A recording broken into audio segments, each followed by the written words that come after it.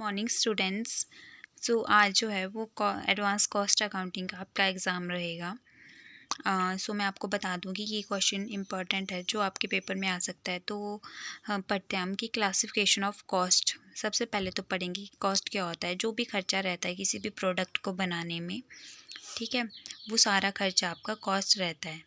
जितना भी आपका खर्चा आता है, जितने भी आपके एक्सपेंस आते हैं किसी भी प्रोडक्ट को बनाने के लिए। एंड टाइप्स की हम बात करेंगे। सो इसमें टाइप्स दिए गए हैं। नेचर ऑफ एक्सपेंस के बेस पे, रिलेशन टू ऑब्जेक्ट के बेस पे, फंक्शन के बेस पे, बिहेवियर के बेस पे, टाइम पीरियड के बेस पे, प्रोडक्शन प्रोसेस के बेस पे। सो फर्स्टली मैं बात करूँगी नेचर ऑफ एक्सपेंस के बेस में।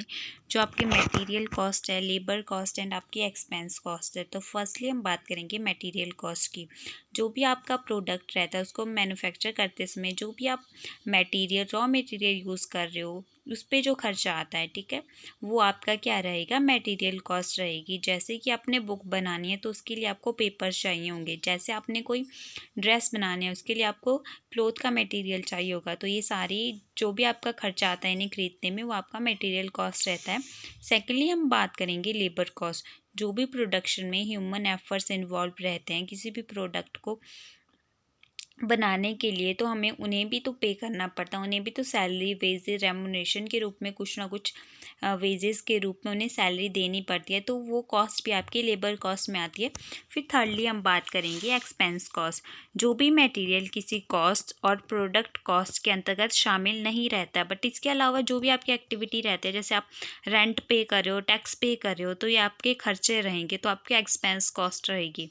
सेकेंडली हम बात करेंगे on the basis of relation to object. First रहेगा हमारे पास डायरेक्ट कॉस्ट, सेकेंड रहेगा इनडायरेक्ट कॉस्ट। जो भी प्रोडक्ट में डेली जो है डायरेक्टली जो है वो रिलेट करते हैं डायरेक्ट कॉस्ट से, तो वो प्रोडक्शन में डायरेक्टली जो है वो रिलेट करते हैं, वो डायरेक्ट कॉस्ट रहेगी आपकी। Direct material, direct labour, direct expense.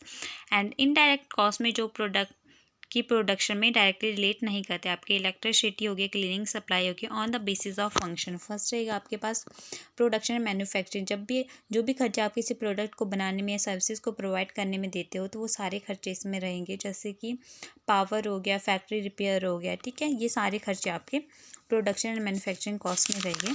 फिर सेकेंड हम बात करेंगे administration cost.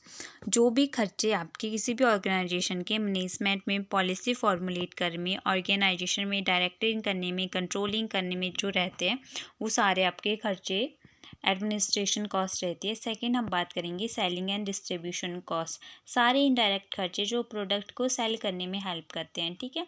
Research and development cost. यदि आपको कोई नया प्रोडक्ट बनाना है अभी, तो आप उसके लिए रिसर्च कर रहे हो, ठीक है, कि आप मटेरियल कहाँ से लोगे, आप मेथड को कैसे इम्प्रूव कर सकते हो ताकि आपका प्रोडक्ट अच्छा बने, तो उसके लिए जो आप खर्चा कर रहे हो वो आपका रिसर्च एंड डेवलपमेंट खर्चा रहेगा। फिर हम बात करेंगे on the basis of behaviour. आपका फिक्स्ड कॉस्ट रहेगी, वेरिएबल कॉस्ट रहेगी एंड सेमी वेरिएबल कॉस्ट रहेगी। फिक्स्ड कॉस्ट ऐसी रहती है जो भी वॉल्यूम ऑफ एक्टिविटी में आप चेंजेस कर रहे हो, लेकिन आपकी कॉस्ट क्या रहती है, वो फिक्स ही रहती है, वो कांस्टेंट ही रहती है, ज़ीरो ही रहेगी। बट वेरिएबल कॉस्ट में ऐसा नहीं है। जैसे ही आप वॉल्यूम ऑफ एक्टिविटी चेंजेस करोगे तो वेरिएबल कॉस्ट भी चेंजेस होगी। अगर आप इंक्रीज़ करें तो वेरिएबल कॉस्ट भी इंक्रीज़ होगी, अगर कम करें तो कम होगी। जैसे कि एग्जांपल वेजेस हो गया, आपके लेबर्स हो गए। फिर हम बात करेंगे सेमी वेरिएबल कॉस्ट। जो फिक्स्ड कॉस्ट और वेरिएबल कॉस्ट दोनों के एलिमेंट इसमें शामिल रहते हैं, जैसे telephone bill, repair and maintenance. आगे रहेगा आपका on the basis of time period, historical cost and pre determined cost. Historical cost क्या रहती है, ऐसी कॉस्ट रहती है जो कि जो खर्चा हो चुका है, ठीक है, उसको बोलते हैं आपके historical cost. And pre determined cost ऐसे रहते हो, आपने फ्यूचर में ऐसा लगा लिया आइडिया कि हाँ अगर मैं ये प्रोडक्शन करूँगा तो मेरी इतनी कॉस्ट आ सकती है, तो ये आपकी प्री डिटरमाइंड कॉस्ट रहती है। फिर हम बात करेंगे on the basis of production process. तो फर्स्ट रहेगा आपके पास बैच कॉस्टिंग। बैच कॉस्टिंग ऐसी कॉस्टिंग रहती है जो भी आप प्रोडक्ट बना रहे हैं, जैसे आप फार्मेसी की दुकान पर टैबलेट्स बना रहे तो उस पर बैच लगे हुए होते हैं, ठीक है, उन बैच के लिए जो कॉस्ट रहती है वो बैच कॉस्टिंग रहती है।